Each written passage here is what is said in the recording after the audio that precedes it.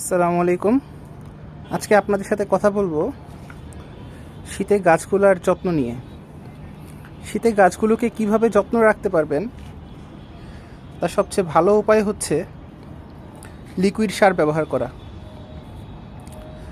গাছে খাবার হিসেবে আমরা গোবর সার, শিংকুচি, হাড়ের গুঁড়া, নিমখৈল ইত্যাদি দিয়ে থাকি, কিন্তু এগুলো দেওয়ার পরে দেখবেন 1 মাস পর গাছ আবার ধীরে ধীরে নষ্ট হয়ে যাচ্ছে। গাছের পাতা সবুজ থাকতেছে না। গাছের পাতা নিয়মিত সবুজ রাখতে হলে গাছে সলিড খাবারের পাশাপাশি লিকুইড খাবারও দিতে হবে। আমি লিকুইড খাবার প্রতি সপ্তাহে একবার ব্যবহার করে থাকি। এই দেখেন, আমার লিকুইড সার বানানো আছে, ওইটাও আরেক বালতি লিকুইড সার। আর আমি সলিড খাবার বাসায় এখন বানিয়ে থাকি।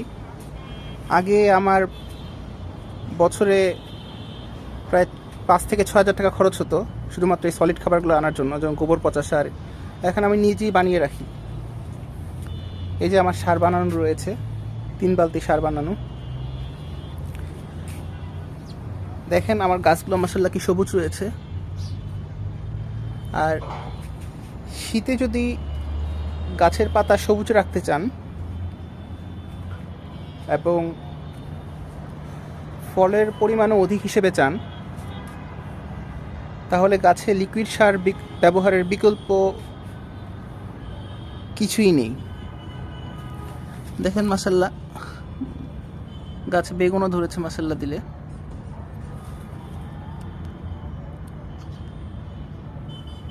আর শীতে পাতা ঝরা বন্ধ করতে হলে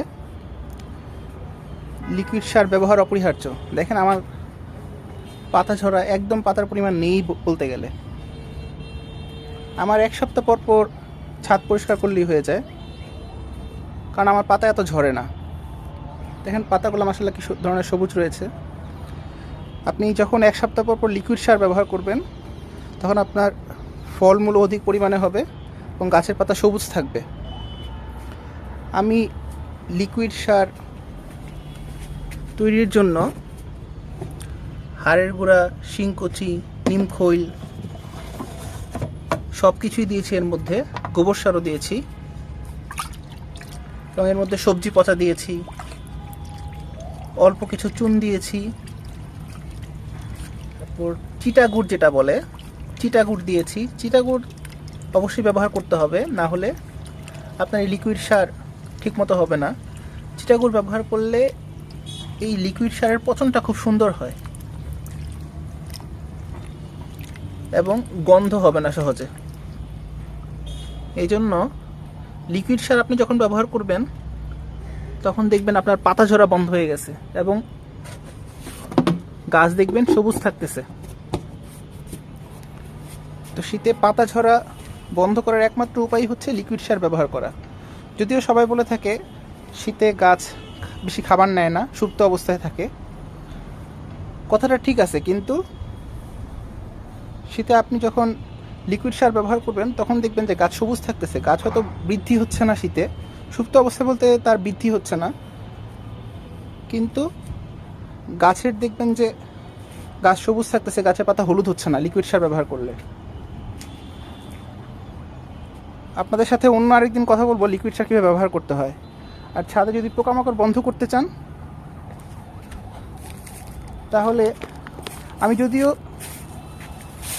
কেমিক্যাল কোনো কিছু ব্যবহার করে থাকি না, কিন্তু পোকামাকড়ের জন্য এটা ব্যবহার করি। যেহেতু জৈব সার ব্যবহার করেন বা ব্যবহার করি, সেক্ষেত্রে পোকামাকড় কিছুটা হয়ে থাকে, যেমন ক্যারা, কেঁচো, কেন্ন।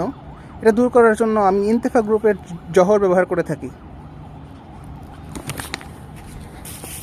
এই ওষুধটা আপনি গাছের গোড়ায়ও দিতে পারবেন, আবার মাটিতে দিয়ে রাখলেও ক্যারা সহজে আপনার গাছের সামনে আসবে না। এই যে আমি গাছের গোড়ায় যতটুকু দরকার ছিটিয়ে দিয়ে দিচ্ছি, তাহলে আপনার এই জহরটা ব্যবহার করার পর থেকে আমি আমার গাছের গোড়ায় কখনো ক্যারা দেখতে পাইনি এবং সবচেয়ে বড় কথা হচ্ছে মাটিতে এক ধরনের নেমাটোড হয়ে থাকে। এই নেমাটোড গাছের শিকড় খেয়ে ফেলে, গাছকে মেরে ফেলে। মানে শিকড় যখন আপনার খেয়ে ফেলবে তখন শিকড় শুকিয়ে যাবে, তখন গাছ মরে যাবে। এই জন্য এই জহর ব্যবহার করলে নেমাটোড হওয়ার পসিবিলিটি কমে যায় এবং গাছ ভালো থাকে। সেক্ষেত্রে দেখবেন আপনার এক একটা গাছ 2 থেকে 3 বছর পর্যন্ত বেঁচে থাকে। আমার এই বেগুন গাছগুলা প্রায় 1 বছরের উপরের, ঠিক আছে। আমার আগের বেগুন গাছটা প্রায় 2.5 বছরের মতো ছিল এবং অনেক বেগুনও ধরতো। আমি সবগুলা গাছই মোটামুটি এই ওষুধটা দিয়ে থাকি, এতে আমার ক্যারার পরিমাণ বা কেঁচো কেন্ন নাই বললেই চলে, এবং কোনো ধরনের পোকামাকড় আমার গাছে আক্রমণ করতে পারে না। এবং বিশেষ করে মাটির নিচে যে নেমাটোড হয়ে থাকে তার পরিমাণ একেবারে নাই বললেই চলে, এবং এই জন্য আমার গাছগুলা অনেক দিন পর্যন্ত বেঁচে থাকে। এখন পেয়ারা গাছও দিয়ে দিচ্ছি। মাশাআল্লাহ, পেয়ারা গাছটা দেখেন মাশাআল্লাহ কত মোটা এর গোড়ার অংশ। আপনি যখন জৈব সার ব্যবহার করবেন তখন গাছ মাশাআল্লাহ অনেক বেশি শক্তিশালী হবে এবং মজবুত হবে। দেখেন মাশাআল্লাহ, এবং পেয়ারাও দেখেন ধরে রয়েছে মাশাআল্লাহ দিলে, ঠিক আছে। পেয়ারা এরকম আরও অনেক মাশাআল্লাহ পেয়ারা রয়েছে, ঠিক আছে। ফুল আসতেছে, নতুন নতুন পেয়ারা ধরে রয়েছে।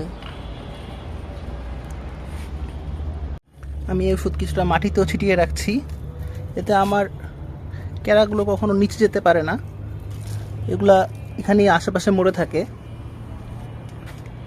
যে কারণে ক্যারা বা কিছু নিয়ে আমার কোনো টেনশন করা লাগে না। ছিটিয়ে রাখলে ক্যারা কেন টপ থেকে বের হলেও দেখা যায় ওরা মরে পড়ে থাকে। আমার জন্য দোয়া করবেন ইনশাল্লাহ। ভালো লাগলে আমার পেজটাকে ফলো দিয়ে রাখবেন, আর সামনে ইনশাল্লাহ আর সুন্দর সুন্দর ভিডিও নিয়ে আসবো গাছের জন্য। দোয়া করবেন আমার জন্য। আসসালামু আলাইকুম।